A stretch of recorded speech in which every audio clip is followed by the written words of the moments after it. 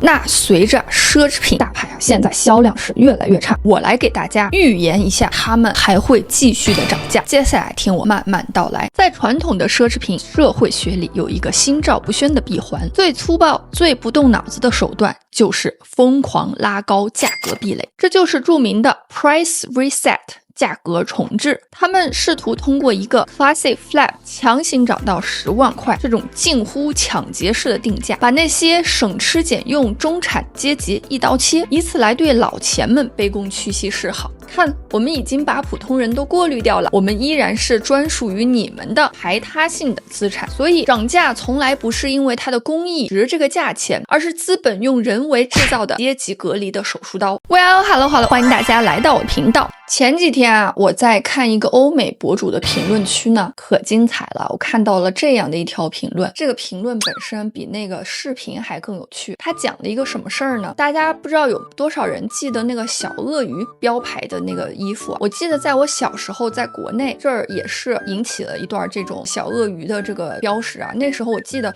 就是家里的一些大人啊，比如说男性长辈呢，他们就特别喜欢穿那个标识的衣服。那个呢也是代表了，就感觉当时还挺贵的一个奢侈品 polo 衫，在这个中国火了一把。那大家都知道，这个小鳄鱼呢，它最早诞生时候呢，全身上下流的都是白人老钱的血，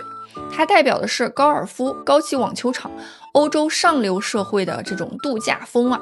妥妥的中产阶级的入场券。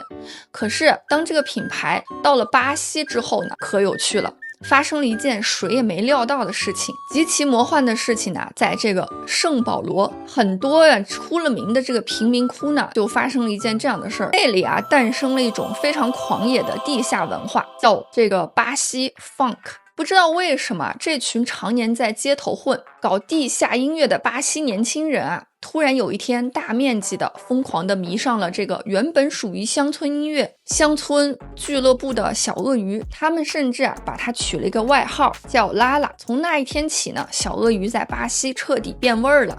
它不再代表的是高档网球场，反而变成了街头古惑仔的象征胜利、兄弟情谊、街区地位的战袍。那这群年轻人啊，穿着巨大的 logo 的小鳄鱼，在歌词里唱着，在火爆全网的 MV 里疯狂带货。他们的核心心态其实特别硬气，主流社会觉得我们这个邮政编码 zip code 的人不配穿高档衣服，老子偏要从头穿到脚。这个时候呢，传统奢侈品的狗血逻辑本来应该发生了，富人一看底层都在穿，觉得这牌子变俗了，赶紧嫌弃的扔掉，然后品牌崩盘，对不对？结果啊，巴西的小鳄鱼玩了一手神级操作，他发现自己根本控制不了品牌的定义后，非但没有急着和贫民窟撇清干系，反而顺水推舟，直接把品牌文化外包给了这群街头青年，他们去赞助这些 funk 艺术家的活动，去迎合他们的语言。那原本的高端有钱人怎么办呢？有些有钱人啊，确实被恶心坏了，他们把大批量印有 logo 的衣服啊，通通扔掉。但小鳄鱼太聪明了，他们偷偷在柜台后搞了一套去 logo 的隐形高端线，衣服上连半个鳄鱼都看不见，全靠重工材质巴黎时装周的复古剪裁。结果啊，小鳄鱼在巴西两头通吃，一边赚足了街头的真金白银，一边用看不见 logo 的暗线留住了真正的富豪。那通过这个故事，你有没有想到美国也有一个同样的品牌因安此道，而且呢，把这一个顶级的抓住了所有线阶级的这个钱包的品牌呢，玩的更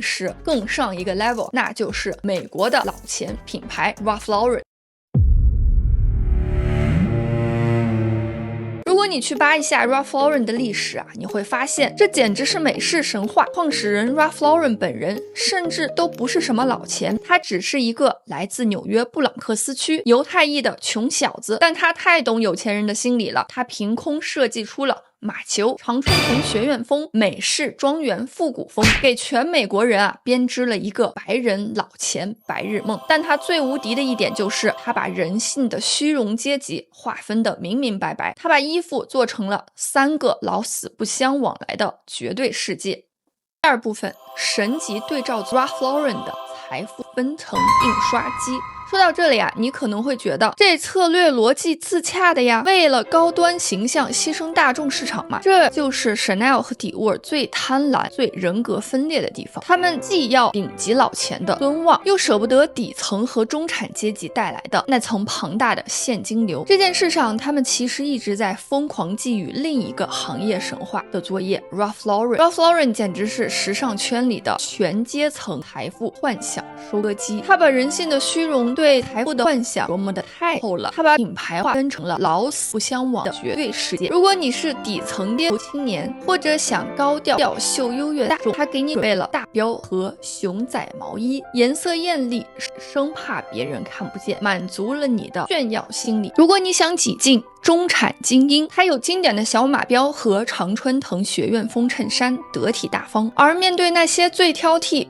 疯狂逃离 logo 顶级富豪，他拿出了金字塔顶尖的紫标 Purple Label， 标没有任何马球标志，全靠意大利顶级工坊手缝，最顶级的 cashmere 羊绒，极致的剪裁。富人在一起啊，摸一下面料，看一眼光泽，就知道对方的阶层。Ralph Lauren 的成功啊，在于名誉归顶层，利润归大众，各司其职。名牌玩游戏，大马标卖的再泛滥，也丝毫不会影响紫标在老钱心中的白月光地位。第三 ，Chanel 们的人格分裂，把中产当成了提款机的拉锯战。可是 Chanel 和迪沃有 Ralph Lauren 的命，却得了 Ralph Lauren 的病。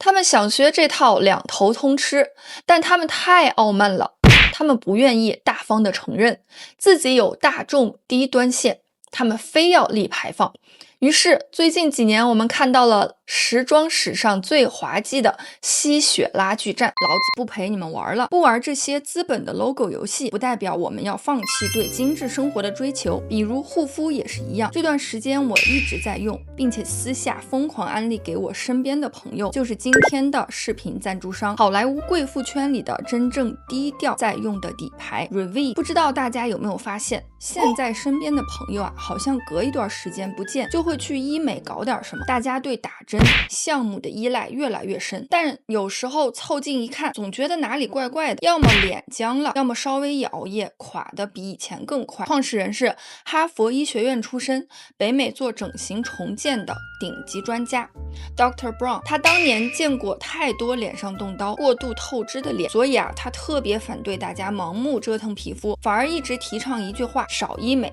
轻保养。他做这个贵妇品牌 Revive 的初衷就是想用非侵入式的科学手段让皮肤自己回春，也因为这个调性，它成了很多好莱坞明星走红毯前雷打不动的急救底牌。像我前段时间啊，就想去韩国做个脸，冲动之下呢，做一些医美，做了一堆功课下来，还问了就是在韩国留学那边的同学，他就跟我说最推荐，如果是我就是第一次去做这种就是镀脸的话，建议我做一个钛为主的一个就是全部的护理过程。然后它呢，就是在所有的这个项目里面是最贵的，但是呢它就是最不疼的，然后效果呢也是立竿见影。当然了，它是属于就是那种你有重要的这种 event 前做一下，比如说你有出席一些活动或者是婚礼前的紧急这种补救，它是那种完全无痛的，然后就是很多的钛成分堆在你的脸上，然后瞬间就可以回春。然后我觉得这个项目就正好适合我，因为我就是很怕疼，不是特别想做医美，但是又被这种医美想要吸引过去的这种人，然后这一款呢就很适合我。但是它的缺点就是保持的不能时间太长，大概3个月就恢复原状。结果后来因为就是纽约这边我又出现了一点事情，前段时间断更了嘛，所以呢我这个韩国的行程就取消了。但是我这段时间呢就是拼命在用这个 Revive 他们家的这个钛成分的这个霜和回春油，然后我惊奇的发现，其实我保养品里面已经有这种钛成分的了，就是这个 Revive 他们家这个回春油和这款面霜呢，它的主要成分其实就是钛。然后呢我就拼命用它，差不多用了2个月呢，我这个皮肤状态呢比以前是好很多。那第一个呢，我来重磅推荐的这个升级的回春油，老粉们都知道他们家的油有多绝，这次升级最厉害的地方就是直接把最新诺奖蛋白计算科技和当年的核心成分结合了。我知道你们听到诺贝尔奖觉得很宏大，但翻译成人话大概就是它给你的皮肤啊装了一个导航，哪里衰老呢就先打哪里，然后吸收迅速巨快。像昨天晚上呢，我熬了个大夜给大家剪片子，差不多熬到了凌晨4点，然后呢我就后涂了一下这个回春油。第二天早上起来呢，我真的发现自己的皮肤就跟没熬夜一样，而且呢它也不闷痘。我本来想说这么油的成分，我早上起来应该脸上有一层厚厚的油吧，要去洗脸，但是第二天早上起来照镜子，真的看到脸嘭起来，脸上也没有很多油，它真的就是吸收了很快。如果你觉得单用油啊还不够过瘾，或者想追求那种更猛的抛光感，那必须搭配他们家的翡翠面霜。这瓶面霜的逻辑呢非常高级，它是先清后养，里面加入了甘酸、甘醇酸和木瓜蛋白酶，一边帮你在温和状态下把老废的暗沉的角质抛光脱掉，一边用他们家的新活态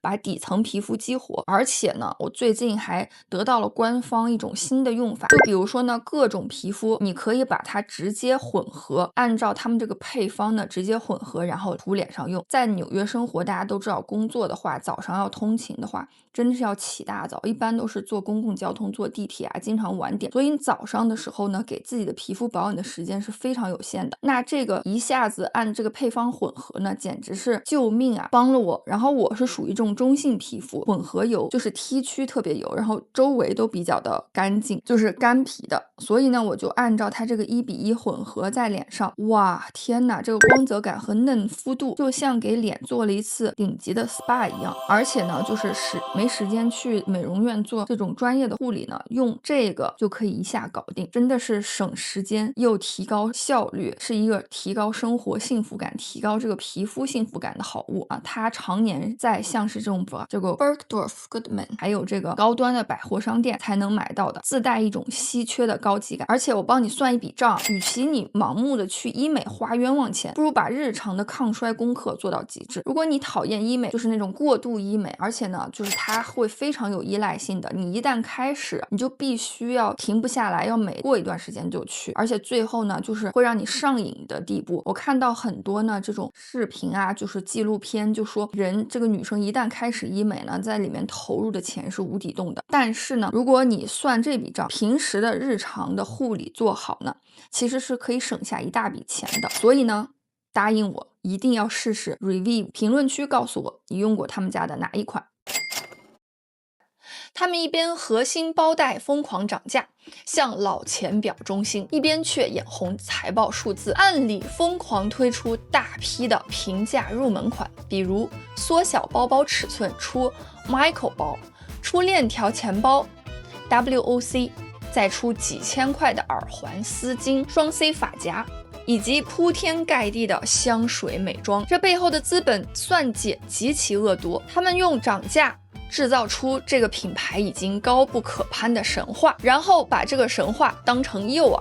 反向去赋能这些几千块、1万出头的入门款配饰。中产买不起10万块的包包衣服，但他们会自我安慰，我花几千块买个 Chanel 的双 C 耳环，或者涂个迪沃尔的口红，是不是就等于我买了和顶级富豪一样的阶级入场券？于是中产蜂拥而上，双手奉上钱包，为大牌的财报贡献了最恐怖的流水。于是高潮来了，当大牌用平价款把中产的血吸得差不多的时候，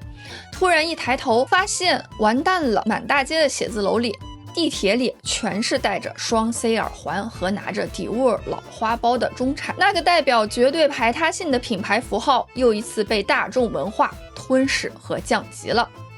老钱们又要跑了，怎么办？没别的办法，只能饮鸩止渴，启动下一轮更疯狂的防御性涨价。他们再次把幅度拉高核心新款的价格，强行和中产拉开距离，重新制造我们依然很稀缺的假象。等把中产再度逼退，把身段拔高之后，过段时间他们又换个花样，比如出个新的小皮具系列，然后下沉继续捞钱。发现了吗？这就是一个涨价，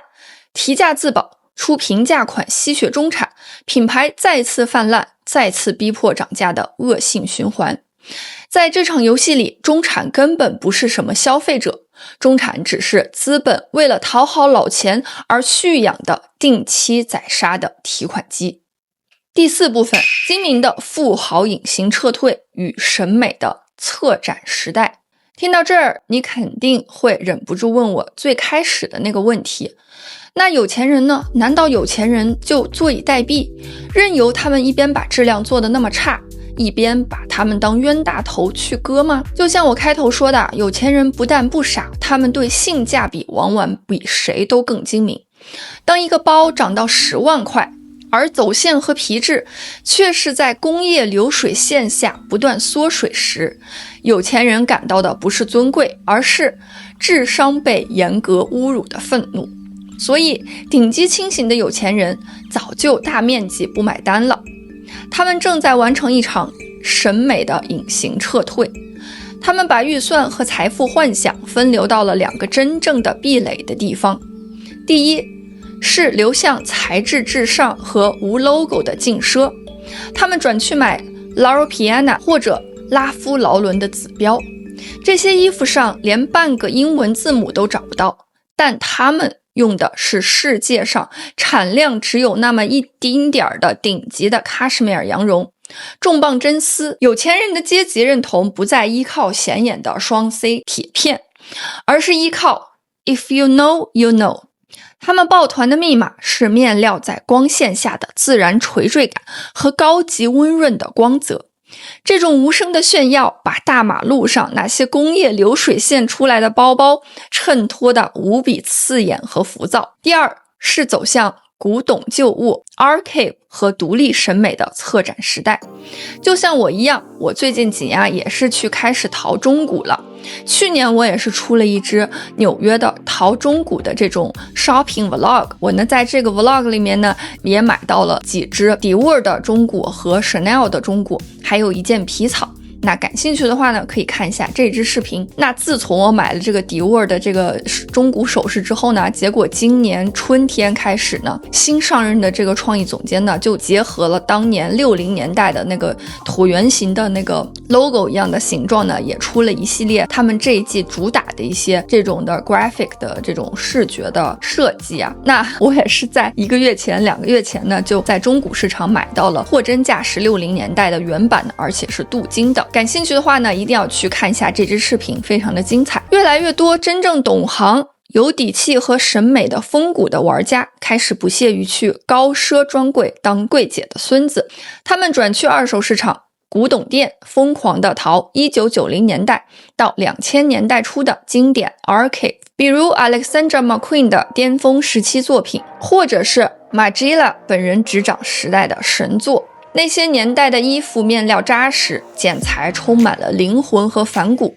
穿这些衣服出去，不是在证明老子有10万块买个工业垃圾，而是在证明老子的品味和对时装史的理解比资本的流水线高级10000倍。那我最近也是迷上了一个独立设计师品牌呢，鲜少有大众知道的熟知的这么一个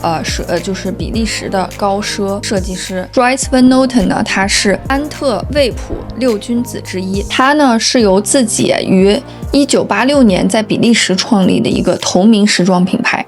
它是闻名全球的时装界传奇团体这个核心成员之一，而且呢，在1980年代以这个先锋解构还有前卫的设计理念震撼了整个巴黎时装周。它的设计美学呢是浪漫印花色彩大师，以及深受全球知识分子、艺术家、设计师及明星等追捧的一系列的设计。那2018年呢，它由西班牙美妆时尚品牌收购了大多数的股权，但是由 Dries Van Noten 本人长期继续担任创意总监。但是他呢，在2024年6月举办了告别秀，也就是说呢，他从此卸任了，然后推出了他亲自操刀的最后一场同名大秀品牌。那与其去追捧现在这个 Chanel、Dior 这些等等大牌的一些无聊的设计，还不如去追这些曾经辉煌，但是现在呢，已经就是说绝迹了，或者是不再生产的这种品牌。那我觉得这些呢反倒是无价之宝，而且很少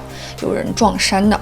那如果感兴趣的话呢，我接下来可能出一期专题来专门介绍安特卫普六君子的全部的介绍，然后也介绍一些鲜少有人知道，但是在服装史上呢又非常独具一格、占有重要位置的这种独立设计师品牌，给大家来介绍呢。那我也会在这期视频中呢，给大家着重介绍这个 Dries Van Noten。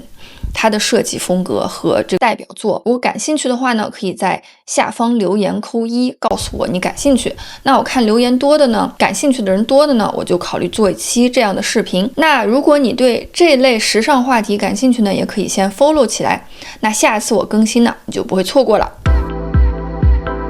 不光是 Chanel、Dior， 其他的一些90年代初还有2000年的那种非常黄金时期的时尚界的那种东西呢，也是在他刚刚创立品牌的时候，这个设计师还是独立，没有被资本沾染那个血腥的之前的那个时代的作品呢，是最好的。我也建议大家呢，不管是什么品牌，都可以去淘一淘他们成名时期的那些作品啊，真的是非常有质感，而且呢，设计也是独一无二的。当一个品牌的受众只剩下那些极度渴望让自己看起来有钱的新贵和中产，而失去了那些真正有钱且懂行的顶级玩家时，他的时尚神话其实就已经在内生性腐烂了。Chanel 和 Dior 的疯狂涨价不是他们底气足，恰恰相反，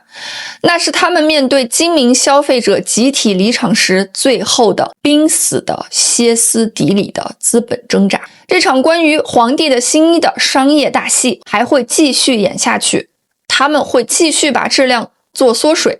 也依然会疯狂的涨价，因为资本的贪婪停不下来，中产阶级对阶级跨越的虚荣幻想也永远填不满。只是下一次当你看到那些高高在上的标价和流水线出来的瑕疵工艺时，我希望你能像一个真正懂行的创作者一样冷眼旁观，在心里对他们默默地说一句：呵呵，老子不陪你们玩了。感谢你看完这一期硬核的解构。如果你也厌倦了被资本操纵的 logo 游戏，想聊聊真正属于面料、剪裁和纯粹审美的内核，关注我，我们下期抛开表象，继续聊本质。时尚本该好懂，穿搭本该轻松。我是纽约设计师，把秀场的天书翻译成你的日常。那这期视频就录到这里了，希望大家看开心。有什么留言和建议呢？欢迎大家留在评论区下方。那我们下支视频再见啦，拜拜。